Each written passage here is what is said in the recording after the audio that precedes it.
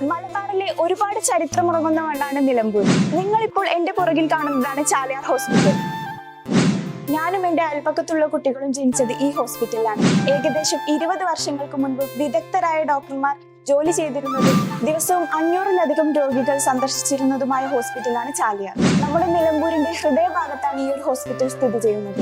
മാസം തോറും 100-ലധികം ഡെലിവറികളും സർജറികളും നടന്നിരുന്നതും ആയിരക്കണക്കിന് ആളുകൾക്ക് രോഗശമനം ലഭിച്ചിരുന്നതുമായ ഒരു ഹോസ്പിറ്റലാണ് ചാലിയാർ.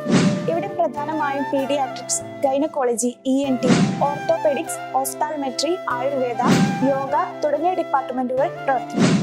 ഏറ്റവും കുറഞ്ഞ ചിലവിൽ ശാസ്ത്രീയമായ ചികിത്സാ രീതികൾ നടപ്പാക്കിയ ആദ്യത്തെ ഹോസ്പിറ്റലാണ് നമ്മുടെ ചാലിയാർ ഹോസ്പിറ്റൽ.